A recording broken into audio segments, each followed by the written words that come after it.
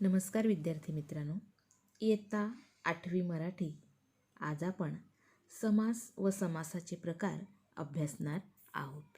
पृष्ठ क्रमांक 67 आणि 68.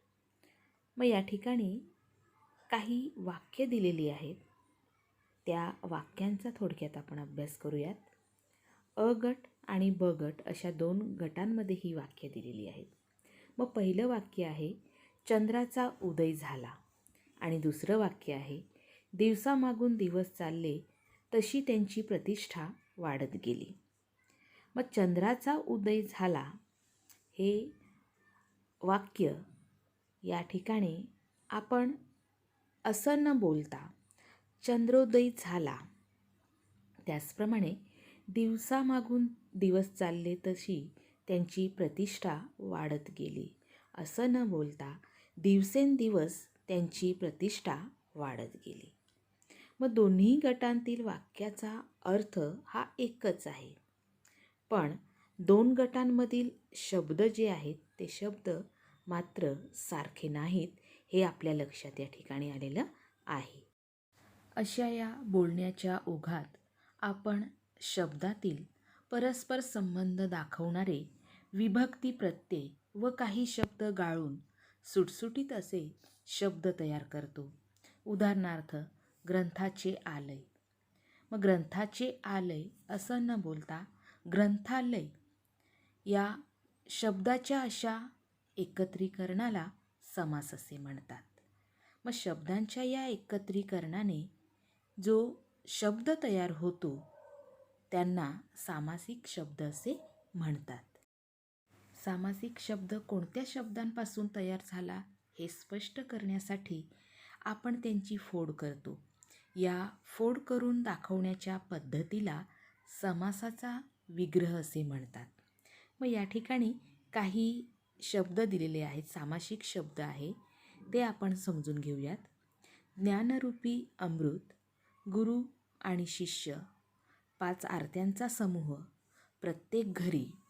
मग असं न बोलता किंवा असं न वाचता ज्ञानरूपी अमृत या ठिकाणी सामासिक शब्द जो आहे तो म्हणजेच ज्ञानामृत. 5 आरत्यांचा समूह म्हणजेच पंचारते. गुरु आणि शिष्य म्हणजेच गुरुशिष्य. प्रत्येक घरी म्हणजेच घरोघरी असा या शब्दांचा किंवा सामासिक शब्द तयार झालेला आहे. समासात कमीत कमी 2 शब्द असावे लागतात. त्या प्रत्येक शब्दाला पद असे म्हणतात. त्या 2 पदांपैकी कोणत्या पदाला प्राधान्य आहे यावरून समासाचे 4 प्रकार ठरतात. ते पुढील प्रमाणे. पहिला प्रकार आहे अव्ययीभाव समास. त्यानंतर दुसरा प्रकार आहे तत्पुरुष समास, द्वंद्व समास आणि बहुव्रीही समास. असे हे समासाचे 4 प्रकार आहेत. हे जे समास आहे तर हे समास प्रकार कशा पद्धतीने आपण ओळखू शकतो तर या ठिकाणी की पहिले पद जेव्हा महत्त्वाचे असते तेव्हा अव्ययीभाव समास हा होतो. त्यानंतर शब्दामध्ये दुसरे पद हे जेव्हा महत्त्वाचे असते तेव्हा तत्पुरुष हा समास प्रकार होतो. दोन्ही पदे जेव्हा महत्त्वाची असतात तेव्हा द्वंद्व समास होतो आणि दोन्ही पदे गौण म्हणजेच दोन्हीही पदे महत्त्वाची नसून तिसऱ्याच पदाचा उल्लेख किंवा बोध ज्या ठिकाणी होतो तेव्हा बहुव्रीही हा समास प्रकार होतो आणि त्याचा आपण प्रत्यक्ष अभ्यास करणार आहोत. पृष्ठ क्रमांक 76. मग या ठिकाणी पहिला समास प्रकार जो आहे तो म्हणजेच अव्ययीभाव समास. मग काही उदाहरणे आपल्याला या ठिकाणी दिलेली आहेत आणि या उदाहरणांमध्ये म्हणजेच जी वाक्य दिलेली आहे त्या वाक्यांमध्ये अधोरेखित केलेला हा जो शब्द आहे तो शब्द म्हणजेच सामासिक शब्द होय. मग पहिलं वाक्य आहे त्या पहिल्या वाक्यामध्ये गरजूंना यथाशक्ती मदत करावी. त्यानंतर त्या शहरात जागोजागी वाचनालये आहेत. तिसरं वाक्य आहे, क्रांतिकारकांनी देशासाठी आमरण कष्ट सोसले.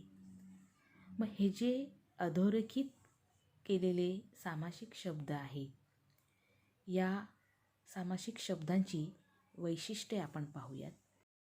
पहिले पद महत्त्वाचे असून ते बहुधा अव्यय असते. संपूर्ण सामासिक शब्द क्रियाविशेषण अव्ययाप्रमाणे काम करतो. आ, यथा, प्रति, वगैरे उपसर्गांना संस्कृतमध्ये अव्यय असे म्हणतात.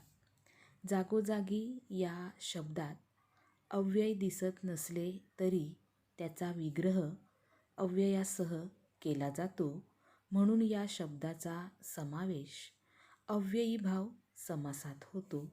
उदाहरणार्थ, जागोजागी म्हणजेच प्रत्येक जागी. मग या ठिकाणी अव्ययी भाव समासाचे काही सामासिक शब्द दिलेले आहे किंवा विग्रह जो दिलेला आहे त्याच्यापासून आपल्याला सामासिक शब्द तयार करायचे आहेत. पहिला शब्द आहे प्रत्येक गावी. त्याचा सामासिक शब्द येईल गावोगावी. जन्मापासून आजन्म, प्रत्येक क्षणी, क्षणोक्षणी, प्रत्येक पावलावर, पावलोपावली असे हे सामासिक शब्द तयार झालेले आहेत. पुढचा समास प्रकार जो आहे तो म्हणजेच तत्पुरुष समास. मग या ठिकाणी काही उदाहरणे दिलेली आहेत. त्या उदाहरणांचा आपण अभ्यास करूयात. पहिलं उदाहरण आहे, अर्णवला अनेक कविता तोंडपाठ आहेत. दुसरं उदाहरण आहे, मुंबई ही महाराष्ट्राची राजधानी आहे. आणि तिसरं उदाहरण आहे, या सप्ताहात क्रीडा महोत्सव आहे. मग या तिन्ही उदाहरणांमध्ये आपल्याला सामासिक शब्द शोधायचे आहेत. तोंडपाठ हा पहिल्या उदाहरणातील सामासिक शब्द आहे. त्यानंतर महाराष्ट्र हा दुसऱ्या उदाहरणातील सामासिक शब्द आहे आणि सप्ताह हा तिसऱ्या उदाहरणातील सामासिक शब्द आहे. या वाक्यांमध्ये जे सामासिक शब्द आलेले आहेत म्हणजेच तोंडपाठ या शब्दाचा विग्रह तोंडाने पाठ असा होतो. महाराष्ट्र याचा विग्रह महान असे राष्ट्र. सप्ताह 7 दिवसांचा समूह असा या शब्दांचा विग्रह होतो. तत्पुरुष समासाची वैशिष्ट्ये पुढीलप्रमाणे. या समासात दुसरे पद महत्त्वाचे असते. अर्थाच्या दृष्टीने गाळलेले शब्द किंवा विभक्ती प्रत्यय विग्रह करताना घालावा लागतो, हे लक्षात ठेवायचं आहे. या समास प्रकारातील आणखीन काही सामासिक शब्द आहे, त्याचा आपण थोडक्यात अभ्यास करूयात. पहिला शब्द आहे राजपुत्र. त्याचा विग्रह राजाचा पुत्र असा होतो. क्रीडांगण, क्रीडेसाठी अंगण. अष्टकोन, 8 कोन असलेला. अयोग्य, योग्य नसलेला असा या शब्दांचा विग्रह होतो. पुढचा समास प्रकार आहे द्वंद्व समास. पृष्ठ क्रमांक 85. काही उदाहरणे दिलेली आहेत आणि त्या उदाहरणातील सामासिक शब्द आपल्याला शोधायचा आहे. पहिलं उदाहरण आहे, मुलांनी आईवडिलांची आज्ञा पाळावी. दुसरं उदाहरण आहे, ताई गावाहून 4-5 दिवसात परत येईल. तिसरं उदाहरण आहे, दूरच्या प्रवासात सोबत अंथरूण पांघरून न्यावे. मग पहिल्या उदाहरणातील सामासिक शब्द जो आहे तो म्हणजेच आई-वडील. दुसऱ्या उदाहरणातील सामासिक शब्द 4-5 आणि तिसऱ्या उदाहरणातील सामासिक शब्द जो आहे तो म्हणजेच अंथरूण पांघरून. द्वंद्व समासाची वैशिष्ट्ये पुढीलप्रमाणे. दोन्ही पदे महत्त्वाची असतात. सामासिक शब्दाचा विग्रह आणि व अथवा किंवा या उभयान्वयी अव्ययांनी करतात. दोन्ही पदांच्या अर्थाशिवाय त्याच जातीच्या इतर पदार्थांचाही समावेश विग्रहात केलेला असतो हे लक्षात ठेवायचं आहे. पण या समासातील जी काही उदाहरणे अभ्यासली त्यातील आलेले जे काही सामासिक शब्द आहे ते शब्द व त्यांचा विग्रह. आई वडील या शब्दाचा विग्रह आई आणि वडील असा होतो. 4-5 या सामासिक शब्दाचा विग्रह 4 किंवा 5 असा होतो. अंथरूण पांघरूण या शब्दाचा विग्रह अंथरण्यासाठी व पांघरण्यासाठी लागणाऱ्या वस्तू व इतर कपडे असा होतो. चौथा समास प्रकार आहे बहुव्रीही समास.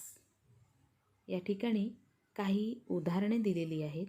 ती उदाहरणे आपण थोडक्यात अभ्यासूयात आणि त्या उदाहरणातील सामासिक शब्द नेमकं कोणतं आलेलं आहे ते आपण बघूयात.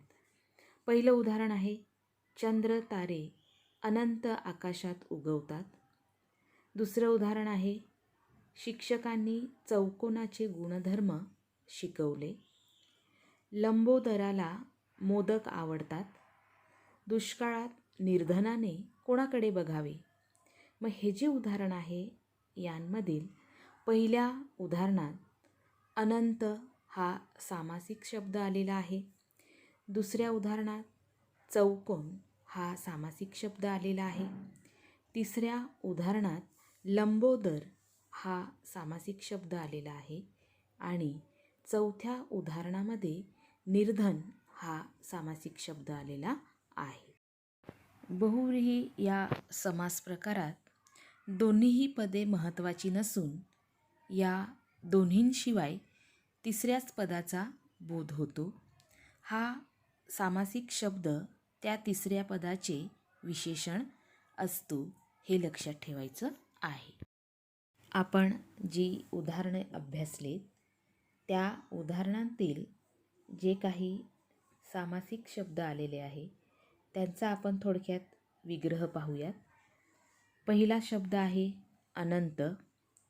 नाही अंत ज्याला तो असा या शब्दाचा विग्रह होतो. चौकोन. 4 आहेत कोण ज्याला तो. लंबोदर. लंब आहे उदर ज्याचे असा तो. निर्धन. निघून गेले आहे धन ज्याच्यापासून तो. मग विद्यार्थी मित्रांनो, या ठिकाणी आपल्या पाठ्यपुस्तकामध्ये आणखीन अशीच काही उदाहरणे दिलेली आहेत किंवा सामासिक शब्द जे आलेले आहेत आणि त्यांचा विग्रह करायला आपल्याला सांगितलेला आहे. त्यांची थोडक्यात मी तुम्हाला PDF तयार करून पाठवत आहेत. ती तुम्ही वर्गपाठाच्या वहीत लिहायची आहेत. धन्यवाद.